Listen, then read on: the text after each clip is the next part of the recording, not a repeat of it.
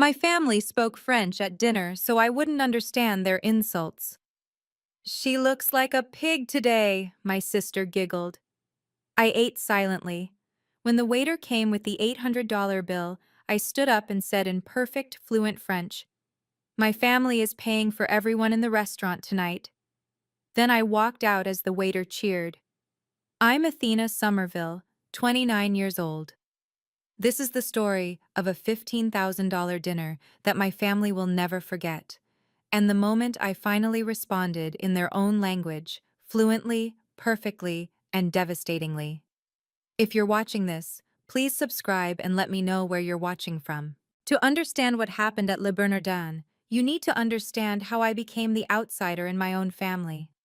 My mother, Eleanor Parker, divorced my biological father when I was 8 years old.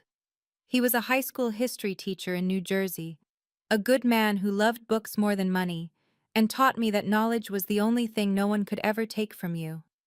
He passed away from a heart attack when I was 19, 2 weeks before my college graduation. He never saw me walk across that stage. 6 years after the divorce, when I was 14, my mother remarried. Richard Somerville was everything my father wasn't: wealthy, connected, and obsessed with status. He owned 4 upscale French restaurants across New York and New Jersey. His family traced their roots to Montreal, and he wore his French-Canadian heritage like a designer label. Richard had a daughter from his first marriage.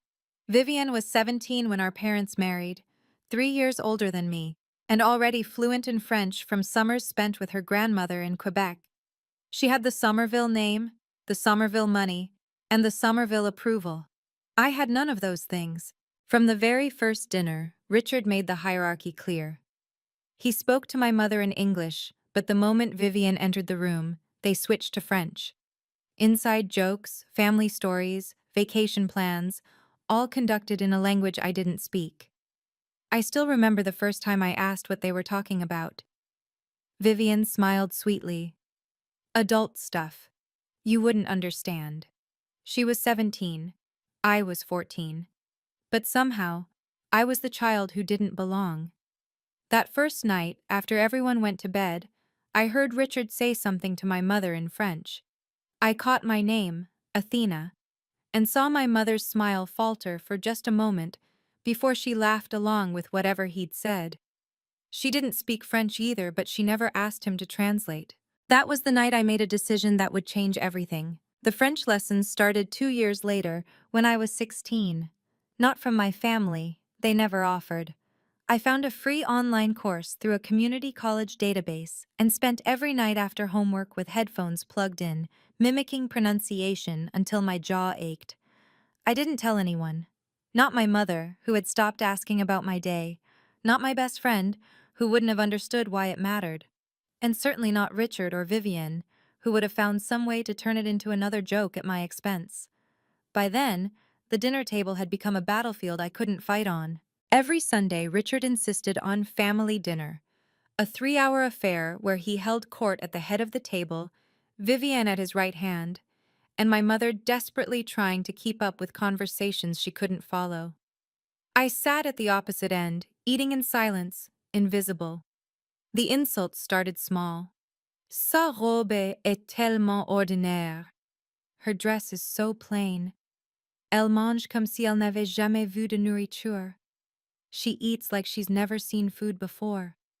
Pourquoi Eleanor l'a-t-elle amenée? Elle gâche l'ambiance. Why did Eleanor bring her? She ruins the mood. I heard every word, and I said nothing. By the time I was 18, my French had reached intermediate level. By 20, I was fluent. By 22, I had passed the C1 certification exam with the highest score in my testing group. But I never let them know. Call it strategy. Call it self-preservation. Call it the quiet rebellion of a girl who had been dismissed so many times that she learned to make her invisibility into a weapon. Every insult they whispered became data. Every cruel joke became evidence. Every time they laughed at me in French, I filed it away in a mental folder labeled "Someday." I didn't know when that someday would come, but I knew it would. The cruelest part wasn't the insults, It was the erasure. When I graduated from Columbia University with honors in linguistics, my family didn't attend. Richard had a business dinner. Vivian had a migraine. My mother sent flowers with a card that said, "Sorry we couldn't make it. So proud of you." She spelled my name wrong. Athenia. 2 years later, when I was accepted into the United Nations Interpreter Training Program, one of the most competitive programs in the world, with an acceptance rate of 3%, I made the mistake of sharing the news at Thanksgiving dinner. Richard barely looked up from his turkey. "So you'll be a translator? Like a secretary who speaks other languages?" Vivian laughed. "At least she'll have a job, Papa. That's more than we expected." My mother said nothing. I didn't bother explaining that UN interpreters work with heads of state, that we translate real-time in high-stakes negotiations, that fluency in 6 languages required more skill than anything Richard had ever done in his restaurant empire. I knew they wouldn't hear me. Meanwhile, Vivian's accomplishments were celebrated like national holidays. Her promotion to marketing director at Somerville Hospitality Group, a position created specifically for her, requiring no interview and no competition, warranted a champagne toast. Her Instagram following hitting 40,000 deserved a family dinner in her honor.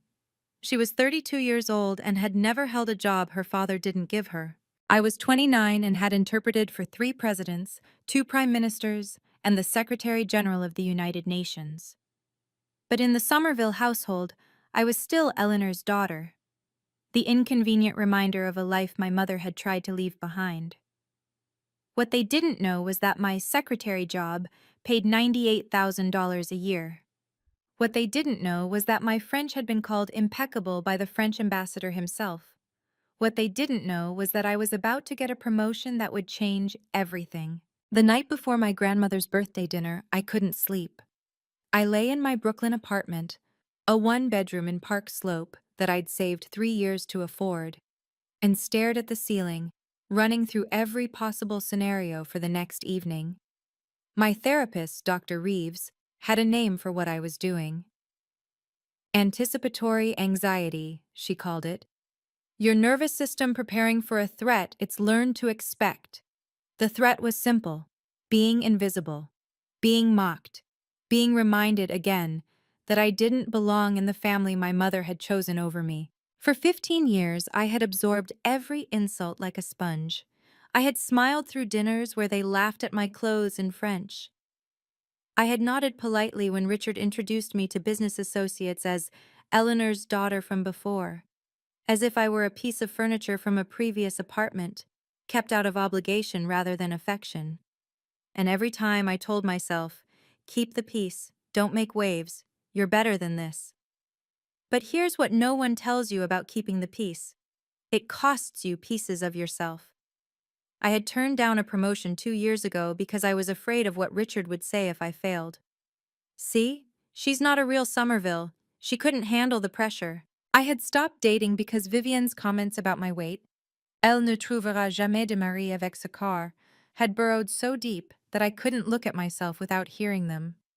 I had called my mother less and less because every conversation somehow circled back to Richard's restaurants, Vivian's social life, the vacation house in the Hamptons that I was never invited to use. That night, lying in the dark, I finally asked myself the question I'd been avoiding for 15 years. If I keep silent forever, what will I have left? The answer came immediately, cold and clear. Nothing. I would have nothing. Not my dignity, not my self-respect, not even the relationship with my mother, which had already withered into something I barely recognized. 15 years of data, 15 years of insults, 15 years of being erased. Something had to change. I didn't know it yet, but the change was already coming, in the form of an email that would arrive in 36 hours, and a dinner that would cost my stepfather far more than he ever anticipated. The invitation came 2 weeks before the dinner, buried in a group email from my mother. "Family! Richard has reserved a private table at Le Bernardin for Mom's 60th birthday. Saturday, March 15th, 7 p.m. Please confirm attendance. Dress code, elegant.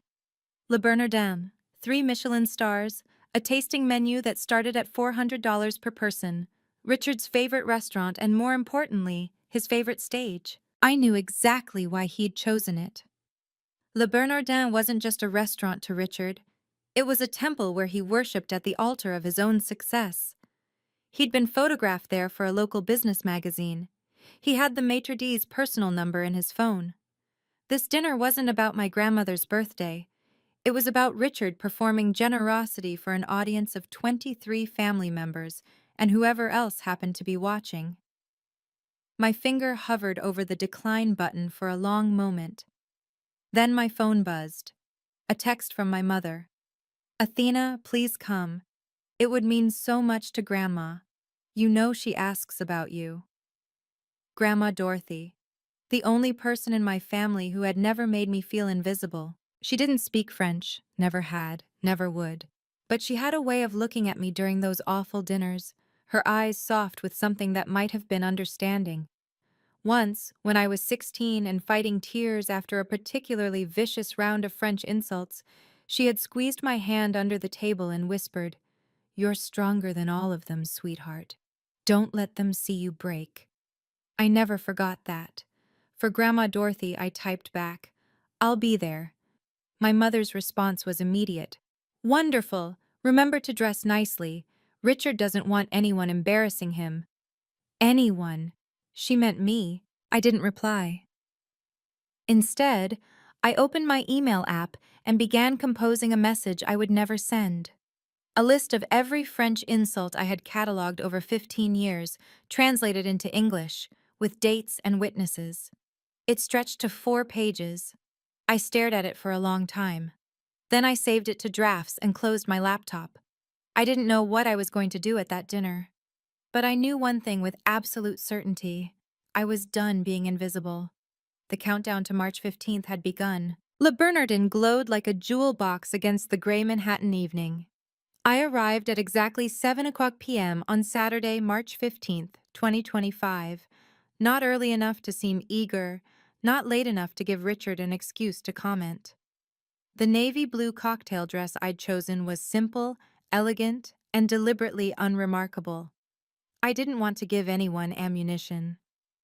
The hostess led me through the dining room, past tables of well-dressed couples and business groups speaking in hushed, important tones.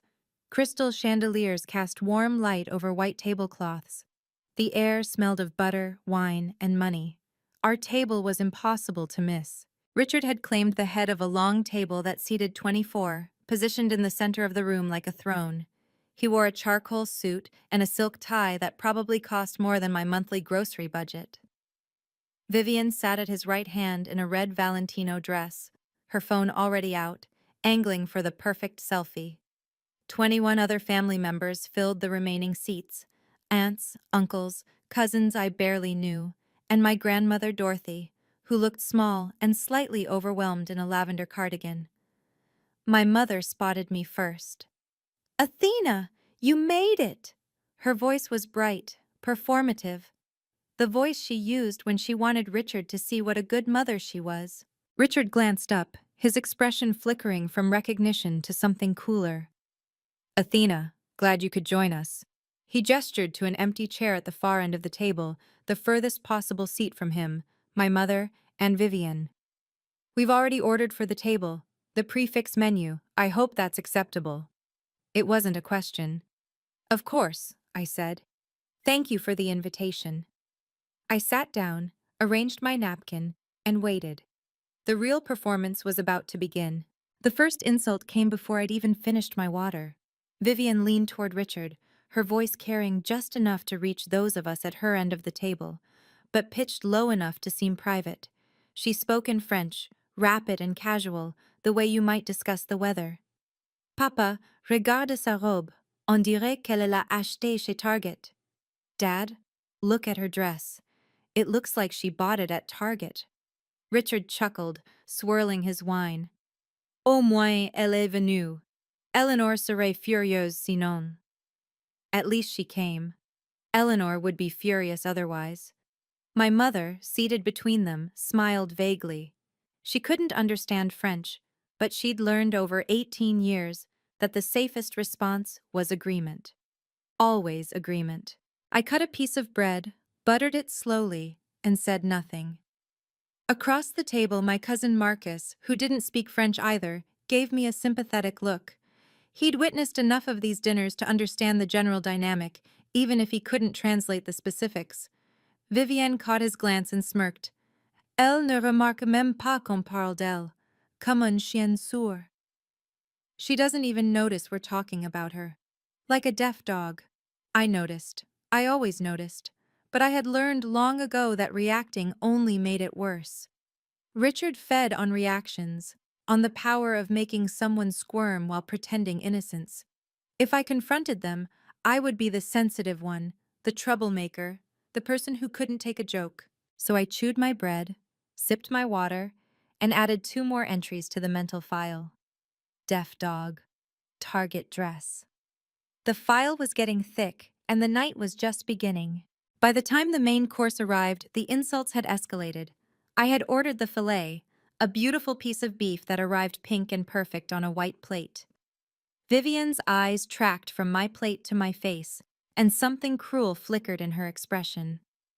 She turned to her grandmother, Richard's mother, a sharp-featured woman named Marguerite, who spoke French as naturally as breathing, and pitched her voice to Carrie. Elle mange comme un cochon et ressemble à un cochon. Pas étonnant qu'elle soit toujours célibataire. She eats like a pig and looks like a pig. No wonder she's still single. Marguerite laughed, the sound thin and mean. Richard added his contribution, not even bothering to lower his voice. Le père biologique était aussi un raté, c'est génétique. The biological father was also a loser. It's genetic. My knife stopped halfway through the meat. They were talking about my father. My father who had worked 60-hour weeks to pay for my education. My father who had read me bedtime stories in funny voices until I was too old to admit I still loved them. My father who had died before he could see me become everything he'd believed I could be. I set down my knife, then my fork. I placed my hands flat on the tablecloth and took a slow breath.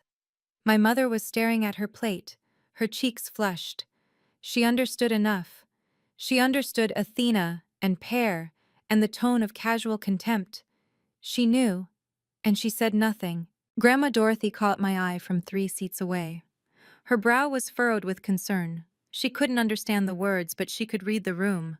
I gave her a small nod. I'm okay. But I wasn't okay. Something inside me had shifted. This was the line. In my profession, timing is everything. When you're interpreting for the Security Council, you learn to read the room with surgical precision. You learn when to speak and when to wait, when to translate a pause and when to let silence do the work. You learn that the most powerful response is often the one that comes exactly when no one expects it. Richard was building to something. I could see it in the way he performed for the tables around us, ordering a 4th bottle of wine, speaking louder about his hospitality empire, making sure everyone within earshot knew he was paying for all of this. He wanted an audience for his generosity. I decided to give him one, but not yet. Not while he still controlled the narrative. I forced myself to eat, to smile at my cousin Marcus when he made a joke, to compliment my grandmother on her cardigan. Normal. Invisible. Exactly what they expected. Meanwhile, I took inventory. The restaurant was full. Easily 80 patrons at the surrounding tables. I recognized the type. Upper East Side regulars, expense account executives, a few couples celebrating anniversaries. There were also 2 women at a corner table who had been photographing their food with professional precision. Food bloggers, probably, or critics. And there, moving between tables with quiet authority, was a face I recognized. Marc Dubois, general manager of Le Bernardin. 45 years old, born in Lyon, former amateur interpreter for the French diplomatic corps before pivoting to hospitality. We had spoken at a French embassy reception 8 months ago, entirely in French, for 20 minutes. He hadn't noticed me yet. But he would. The check would come eventually. And when it did, I would be ready. The only question was how far Richard would push before then.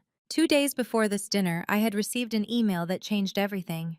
I hadn't mentioned it to anyone, not because I was keeping it secret, but because no one in my family had bothered to ask how I was doing.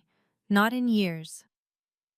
The email came from UN Human Resources at 3:47 p.m. on Thursday, March 13th.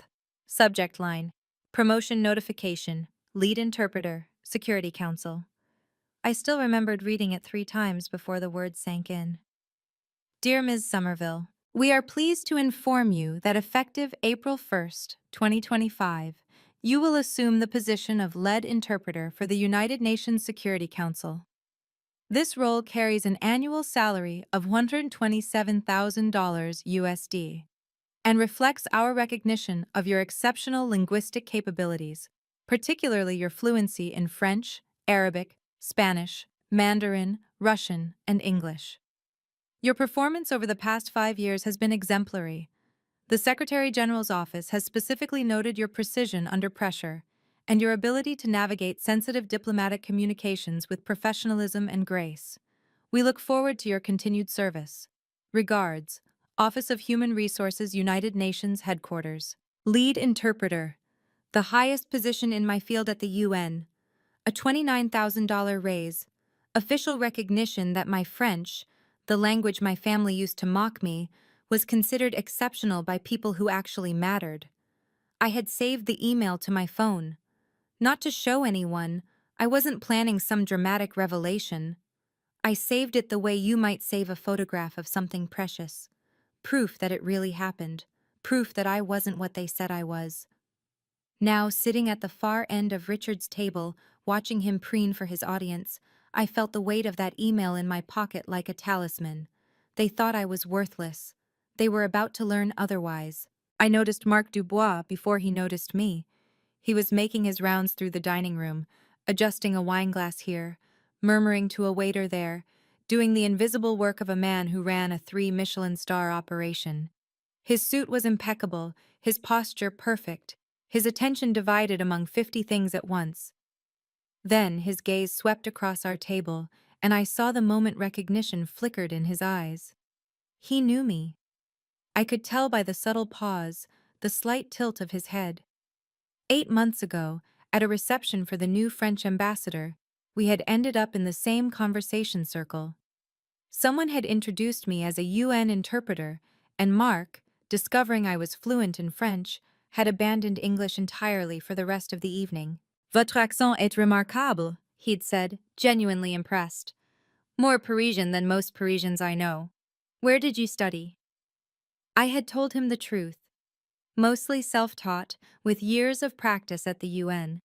He'd been charmed by that, a working-class success story in a room full of inherited advantage. Now, across the crowded restaurant, Marc gave me the smallest nod of acknowledgement before continuing his rounds. Professional, discreet, but unmistakably aware of who I was and what I could do. I hadn't planned for this. I hadn't even known he still worked here. But something about his presence felt like a sign, like the universe placing a witness exactly where I needed one. Richard, meanwhile, was loudly explaining to the table that he knew the whole management team at Le Bernardin. They treat us like family here, he boasted. He had no idea that the general manager had just silently acknowledged his stepdaughter as the more impressive person at the table. The irony was almost too perfect. By 8:30 p.m., Richard had consumed enough wine to reach his favorite state, magnanimously superior. He pushed back from the table, champagne flute in hand, and cleared his throat with the theatrical gravity of a man about to deliver a commencement address. If I could have everyone's attention. The conversations died down. 23 faces turned toward him, family members, yes, but also nearby diners who had been drawn by his volume all evening. Richard noticed the expanded audience and smiled wider. Tonight we celebrate a very special woman. Dorothy, my wonderful mother-in-law, turned 60 years young. And what better way to honor her than here, at one of the finest restaurants in the world, surrounded by the people who love her. He paused for effect. The Somerville family has always believed in excellence, in hard work, in building something from nothing. I almost laughed. Richard had inherited his first restaurant from his father and had never worked a service shift in his life. Tonight, I'm proud to host all of you, to share this meal, this moment, this celebration of everything our family represents. He raised his glass. To Dorothy, to family, to the Somerville legacy. To the Somerville legacy, the table echoed. I lifted my water glass a fraction and said nothing. Richard hadn't mentioned Grandma Dorothy's actual accomplishments. Her 40 years as a nurse, her volunteer work, the way she'd raised 3 children alone after her husband passed. He hadn't mentioned my mother's contributions either, or mine, or anyone's beyond his own carefully curated mythology. This toast wasn't about my grandmother. It was about Richard reminding everyone who paid for dinner, who controlled the room, who mattered. At a nearby table, I noticed one of the food bloggers discreetly recording on her phone. The other was typing something, probably a tweet about the spectacle. Richard had wanted an audience. He was about to get more than he bargained for. The toast had barely finished when Richard returned to his seat and switched back to French. This time, he didn't even pretend to keep his voice down. Au fait, he said to Vivienne, reaching for the wine. J'ai décidé de donner la maison des Hamptons à toi. Athena n'a pas besoin de rien de nous. Elle n'est pas vraiment une Somerville de toute façon. By the way, I've decided to give you the Hamptons house. Athena doesn't need anything from us. She's not really a Somerville anyway. Vivian's face lit up. Parfait, Papa. Elle peut continuer à vivre dans son petit appartement minable à Brooklyn. Perfect, Dad. She can keep living in her sad little apartment in Brooklyn. Richard laughed. Au moins, elle ne nous embarrassera pas devant nos vrais amis. Tu imagines si elle essayait de parler à nos partenaires commerciaux? Bonjour, je suis la traductrice.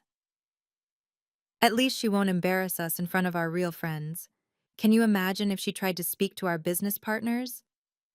Hello, I'm the translator.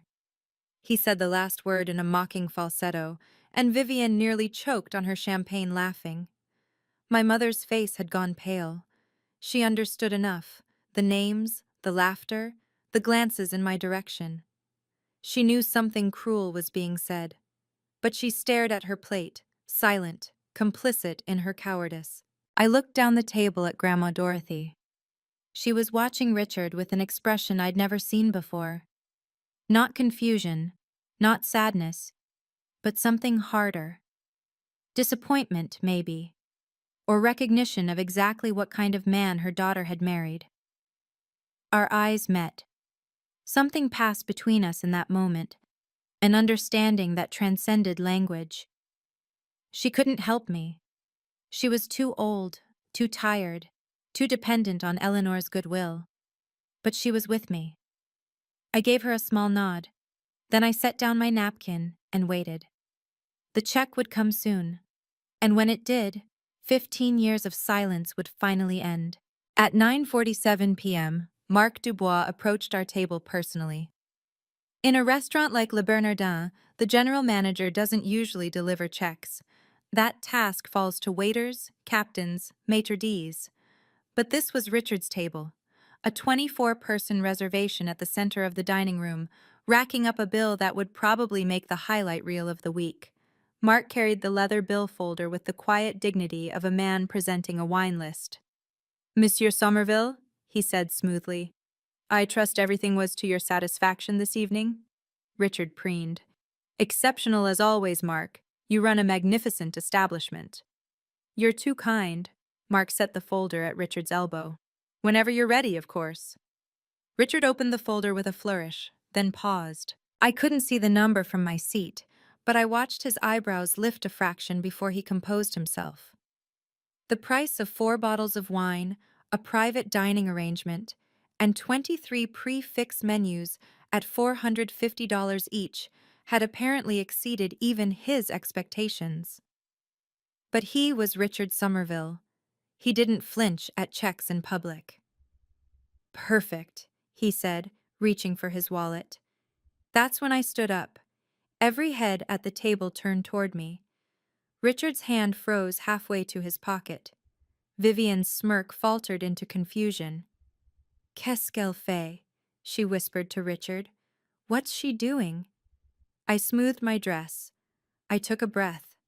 And for the first time in 15 years, I opened my mouth to speak French. Not the hesitant, nervous French of a tourist asking for directions. Not the careful French of a student reciting from a textbook. The French I spoke next was flawless, Parisian, precise. The French of a woman who had been listening and waiting for a very long time. This is the moment everything changed. But before I continue, I want to ask you something. Have you ever been underestimated by people who assumed you couldn't understand them? Have you ever been mocked by someone who thought you didn't know? Tell me your story in the comments. Let me know I'm not alone. And if you're as invested in this moment as I was, hit that like button. Let me know you're still with me. Excusez-moi, Monsieur Dubois. My voice cut through the ambient noise like a blade. Mark turned, his professional composure flickering with surprise as perfect French poured from a woman he'd assumed was the quiet guest at the far end of the table. Ma famille a exprimé ce soir leur générosité exceptionnelle, I continued smoothly. Ils souhaitent offrir le dîner à toutes les tables autour de nous, en guise de célébration de l'anniversaire de ma grand-mère. My family has expressed exceptional generosity tonight. They wish to offer dinner to all the tables around us, as a celebration of my grandmother's birthday. I turned to Richard, letting my gaze settle on him with 15 years of patience behind it. N'est-ce pas, Richard? Isn't that right, Richard? The silence that followed was profound. Richard's face had gone white. His hand, still halfway to his wallet, trembled visibly. Across from him, Vivian's mouth hung open, her perfectly glossed lips forming a small O of horror. Marc Dubois recovered first. His eyes met mine and I saw recognition sharpen into something like admiration. Mademoiselle Somerville, he said warmly, his French switching to match my Parisian cadence. Quel plaisir de vous revoir. Votre français est toujours aussi impeccable. What a pleasure to see you again. Your French is still impeccable. I inclined my head graciously. Merci, Monsieur Dubois. J'ai eu d'excellents professeurs à l'ONU. Thank you, Mr. Dubois. I've had excellent teachers at the UN. The mention of the United Nations landed like a stone in still water. Ripples spread across the table. Confused glances, whispered questions, the dawning realization that something very wrong had just happened to Richard's carefully constructed narrative. I turned to face my stepfather fully. 15 years, Richard. Every word. I understood every single word. Richard's composure crumbled in stages. First came denial, a forced laugh, too sharp, too loud. Athena, this is ridiculous. You don't speak. Cochon, I interrupted quietly. That's what Vivienne called me tonight. Twice. Elle ressemble à un cochon. Elle mange comme un cochon. Vivienne made a strangled sound. And you, Richard, you said my father was un raté, a loser, that it was genetic, that I wasn't a real Somerville. I paused, letting each word sink in. Shall I continue? I have 15 years of material. The color drained from Richard's face so completely that I thought for a moment he might faint. Around us, family members were staring, some in confusion, some in horror, some with the dawning recognition of people who had witnessed enough to piece together what had just been revealed. Vivian's voice came out as a whisper. Tu savais? Tout ce temps? You knew? All this time?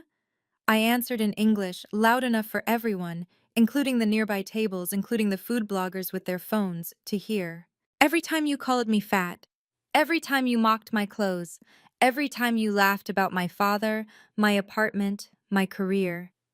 I kept my voice steady, professional, the same tone I used when translating during tense negotiations. I remember all of it, Vivian, every single word. She looked like she wanted to disappear into the floor. My mother had covered her mouth with her hand, tears welling in her eyes. Whether from shame or shock, I couldn't tell. I wasn't sure I cared. Marc Dubois stood quietly to the side, his expression carefully neutral, but his eyes sharp with interest. He had witnessed everything, and he wasn't the only one. The tables around us had gone very, very quiet. Marc Dubois, consummate professional that he was, moved to confirm my offer. "Shall I extend your family's generosity to the surrounding tables, Monsieur Somerville?" His voice was perfectly pleasant, but there was steel underneath. "It's a lovely gesture for a birthday celebration." Richard's mouth opened, closed, opened again. He was trapped and he knew it. Refusing now would mean admitting, publicly, that his stepdaughter had outmaneuvered him. It would mean acknowledging that the family generosity he'd been performing all night was just performance, that he wasn't actually the magnanimous patriarch he'd pretended to be. In front of 80-plus diners, in front of the restaurant staff he'd bragged about knowing, in front of his own family members, who were now looking at him with expressions ranging from confusion to barely suppressed satisfaction. "Of course," he managed, his voice hoarse. Happy to extend the celebration." Mark nodded smoothly. "Very generous, sir. I'll inform the other tables." He moved away, and within moments I could hear the murmurs spreading. "The gentleman at the center table. Paying for everyone. Birthday celebration." A woman at a nearby table actually stood up to raise her glass toward us. "How wonderful! Thank you so much." Her dining companion began to applaud, and the sound rippled outward. Other tables joined in, genuine, delighted applause for Richard Somerville's unexpected generosity. Richard sat frozen, his face a mask of controlled fury. I had just added approximately $10,000 to his evening. More importantly, I had done it using the exact tactics he'd used to humiliate me for 15 years. Public performance, social pressure, and the weaponization of witnesses. The irony wasn't lost on him. His hands were shaking as he reached for his wine. I didn't linger for the finale. I walked to Grandma Dorothy first. She was crying, quiet tears streaming down her weathered cheeks, but when I bent to kiss her forehead, she grabbed my hand with surprising strength. "I'm so proud of you," she whispered. "So proud." I squeezed her fingers gently. "Happy birthday, Grandma. I love you." Then I turned to my mother. Eleanor looked shattered. Her mascara had smeared, her careful composure completely gone. She reached toward me, her mouth forming words that wouldn't come. I spoke before she could find them. "Mom, when you're ready to have a real conversation, an honest one, you know my number." I didn't wait for her response. I collected my clutch from my chair, smoothed my navy dress, and began walking toward the exit. I kept my pace measured, my spine straight. Not running, not triumphant, simply finished. As I passed the surrounding tables, the ones that Richard was now involuntarily treating to dinner, a few patrons caught my eye. Some nodded with quiet approval. One woman mouthed, "Good for you." Near the door, Marc Dubois appeared at my elbow. "Mademoiselle Somerville." His voice was low, just for me. "That was the most remarkable thing I've witnessed in 20 years of hospitality." I allowed myself a small smile. "Merci, Monsieur Dubois. I apologize for any disruption to your evening." He shook his head. "No apology necessary. Some people deserve exactly what they receive." I stepped out into the March night, the cold Manhattan air hitting my face like a blessing. Behind me, through the glass doors, I could see Richard still sitting at that table, surrounded by family members who now knew exactly what kind of man he was. I didn't look back. My phone exploded before I reached the subway. By the time I unlocked my apartment door in Brooklyn at 10:47 p.m., I had accumulated 17 missed calls, 23 text messages, and 4 voicemails. I set my clutch on the kitchen counter, made a cup of chamomile tea, and sat down to review the damage. Richard had texted twice. The first message arrived at 10:02 p.m. "You embarrassed me in front of everyone. This is absolutely unforgivable. Don't expect to be welcome at any family event ever again." The second came 12 minutes later. "That dinner cost me over $24,000 because of your little stunt. You will be hearing from my lawyer." I screenshotted both messages and saved them to a folder labeled documentation. Vivian's approach was different. 3 texts in rapid succession, each one a masterclass in deflection. Athena, we need to talk. I think there's been a huge misunderstanding. I would never say those things seriously. It was just family jokes. You know how we tease each other. Call me back. We can work this out. We're sisters. We had never been sisters. Not once in 18 years. My mother's messages were the hardest to read. Walls of text full of I didn't know and I'm so sorry and please call me, please, I need to explain. There was nothing to explain. She had sat at that table for 15 years and chosen silence every single time. I turned off my phone, finished my tea, and sat by the window watching the Brooklyn lights twinkle in the darkness. For the first time in 15 years, I felt something I barely recognized. Peace. Not happiness, not yet. But the bone-deep relief of a woman who had finally stopped carrying a weight she was never meant to bear. The internet moves faster than family drama. By noon the next day, the story had escaped. One of the food bloggers from Le Bernardin, a woman with 89,000 Twitter followers named @NYC Foodie Emma, had posted a thread at 11:34 p.m. the night before. Y'all, I just witnessed the most incredible thing at Le Bernardin. A family was roasting this woman in French right in front of her all night, calling her a pig, mocking her clothes, laughing at her. They thought she couldn't understand. Turns out she's a UN interpreter who speaks 6 languages, including French. She made them pay for the entire restaurant. I am deceased. By morning, the thread had 14,000 likes and 3,200 retweets. The replies were a mix of queen behavior and this is the content I'm here for, and I need a movie about this woman immediately. Someone tagged a viral content aggregator. By afternoon, the story had been picked up by Bored Panda, shared in a Reddit thread titled Most Satisfying Revenge Stories, and referenced in 2 TikTok videos. No one named the family directly. But New York's restaurant industry is small, and Richard Somerville was not unknown. A colleague from the UN sent me a text with a screenshot of the thread. Athena, is this you? If so, I'm buying you a drink. I didn't confirm or deny, but I saved the screenshot to the same folder as Richard's threatening texts. Documentation. You never know when you'll need proof that you were the one who was wronged. Richard's lawyer never called. I suspect someone advised him that threatening legal action against a woman for making him honor his own public offer of generosity would not play well, especially with a viral thread already circulating and witnesses willing to testify that his family had spent the evening mocking said woman in a language they assumed she couldn't understand. There was no lawsuit, no demand for reimbursement, just silence from Richard and Vivian, broken only by increasingly desperate texts that I continued to ignore. I didn't want their money. I didn't want the Hamptons house or the inheritance or any of the Somerville assets they dangled as proof of my unworthiness. I wanted exactly one thing, and I had taken it for myself: the right to be treated with basic human dignity. The only action I took was practical. On the Monday after the dinner, I blocked Richard's and Vivian's numbers. Not permanently. I wasn't trying to burn bridges that might someday need rebuilding. But for now, indefinitely. I left my mother's number unblocked. That door remained open if she chose to walk through it honestly. My cousin Marcus texted me that week. Hey, just wanted to say I'm sorry I didn't speak up more over the years. I knew something was wrong, even if I didn't know the specifics. You deserved better. I replied, thank you.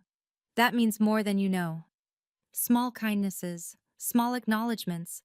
It wasn't the dramatic resolution of a movie, but it was real. And real was enough. The fallout for Richard came in waves. The first hit arrived 10 days after the dinner, in the form of an email he didn't know I knew about. My cousin Marcus forwarded it to me with the subject line, "Thought you should see this." It was a message from a boutique hotel chain that had been in preliminary talks with Somerville Hospitality Group about a restaurant partnership. The hotels wanted upscale dining options for their Manhattan properties. Richard wanted expansion opportunities. The email was polite, professional, and devastating. Dear Mr. Somerville, after careful consideration, we have decided not to move forward with our proposed partnership at this time.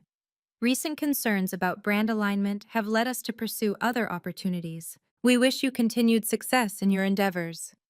Best regards, Harrison Blake, VP of Strategic Partnerships, Metropolitan Boutique Hotels. Brand alignment. Corporate speak for, we heard about what happened at Le Bernardin, and we don't want our name associated with yours. Marcus estimated the lost deal at somewhere between $200,000 and $500,000 annually. 2 weeks later, an article appeared in Eater NY's industry newsletter.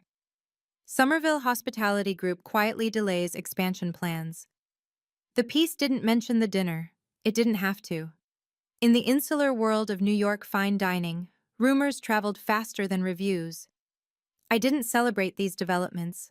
I didn't feel triumph or satisfaction watching Richard's empire wobble. But I didn't feel sorry for him either. For 15 years, he had treated cruelty as a sport, and my dignity as collateral damage. The universe was simply returning the favor.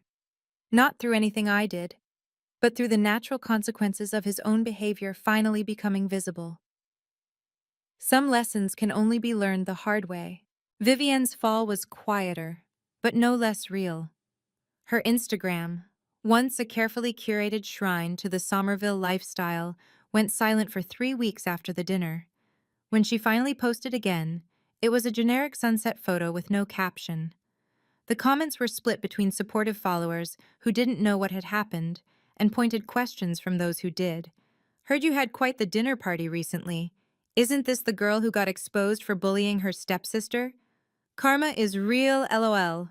She deleted the comments. Then she deleted the post. Then she set her account to private. Within a month, her follower count had dropped from 45,000 to 43,000, a 2,000-person exodus that represented something more significant than numbers. In Vivian's world, social media following was currency. Losing it meant losing status. More damaging than Instagram, though, was the Whisper network. Manhattan's social elite is a small pond, and gossip is its primary ecosystem. The story of Le Bernardin spread through charity boards and country club lunches, through Hampton's weekend gatherings and Upper East Side dinner parties. Vivian wasn't canceled. She wasn't ostracized. But she was noted, remembered. Oh, Vivian Somerville? Isn't she the one who... I heard she was calling her stepsister a pig in French. Apparently, the sister works at the UN. 6 languages. Can you imagine? For a woman whose entire identity rested on being seen as elegant, sophisticated, and above reproach, being known as a bully was its own kind of prison. I didn't track these developments obsessively. I had a new job to prepare for, a life to rebuild. But when updates filtered through Marcus or appeared in my social media periphery, I acknowledged them with grim satisfaction. Actions have consequences, even for princesses. My mother called on a Wednesday evening, 3 days after the dinner. I almost didn't answer. My thumb hovered over decline for a long moment before something, muscle memory, or maybe the last stubborn ember of hope, made me swipe green instead. Athena. Her voice was hoarse. She'd been crying. Mom. Silence stretched between us, heavy with 15 years of things left unsaid. Finally, I didn't know. I didn't know they were saying those things. You didn't know the words, I corrected quietly. But you knew something was wrong. You knew I was being excluded. You saw me sitting alone at the end of the table every single time, and you never once asked why. She made a sound, a soft, wounded noise. I was trying to keep the peace. You were trying to keep Richard happy.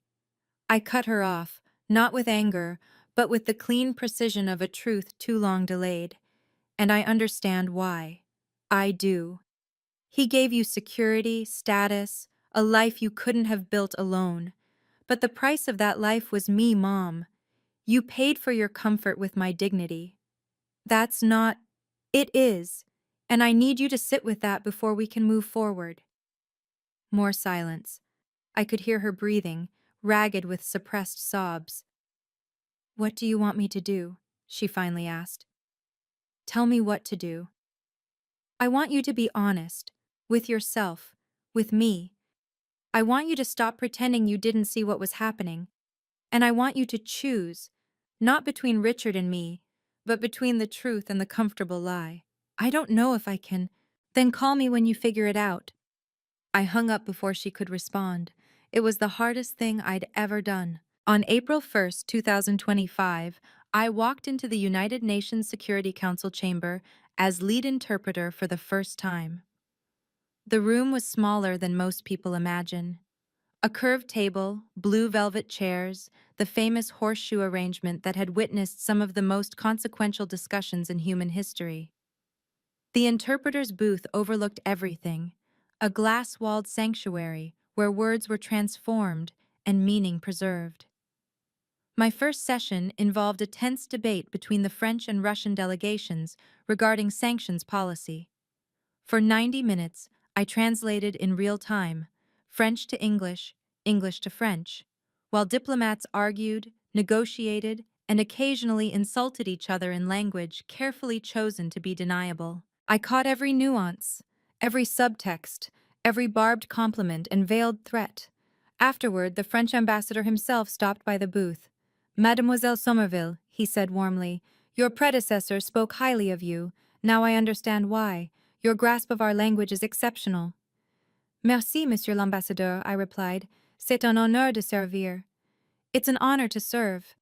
He smiled, a genuine smile, from a man who had heard thousands of interpreters over his career, and walked away. That evening, I received a text from Jonathan Hayes, my colleague and friend.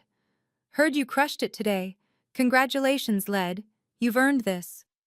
I sat in my Brooklyn apartment, looking out at the lights of the city, and let myself feel what I'd been too afraid to acknowledge: pride. Not the aggressive pride of proving someone wrong, but the quiet pride of becoming who I was always meant to be. A professional, a linguist, a woman whose value wasn't determined by the people who refused to see it. My new salary was $127,000 a year. More importantly, I had finally stopped asking for permission to exist.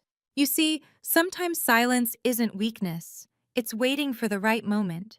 If you're in a relationship where you feel dismissed, where your value is invisible, remember this: your worth doesn't depend on whether others see it. You know who you are. Do you agree? Tell me in the comments. And if this story has resonated with you, hit subscribe and turn on notifications. There are more stories like this waiting for you. Grandma Dorothy called on a Saturday morning in late April, 5 weeks after the dinner. I was making coffee when my phone lit up with her name, a contact I hadn't seen in months because she preferred handwritten letters and in-person visits to digital communication. "Grandma, is everything okay?" "Everything is wonderful, sweetheart." Her voice was stronger than I expected, almost playful. "I'm calling to invite you to lunch. Just the two of us. No Richard, no Vivian, no drama. Just my favorite granddaughter, and some overpriced salad at that cafe you like in the village." I laughed. Actually laughed, the sound surprising in my quiet apartment. "Your only granddaughter on Mom's side." Details. I could hear her smiling. "Will you come?" "Of course I'll come." We met at a small bistro on Bleecker Street 2 days later. Grandma Dorothy ordered a Caesar salad and a glass of white wine. I got the soup of the day and sparkling water. For an hour, we talked about everything except the family. Her garden, my new position, the mystery novel she was reading, the difficulty of finding comfortable shoes at her age. Finally, over coffee, she reached across the table and took my hand. "I want to thank you," she said quietly, "for what you did at my birthday. Grandma, I'm sorry if I ruined—" "You didn't ruin anything." Her grip tightened. "You showed me something I needed to see.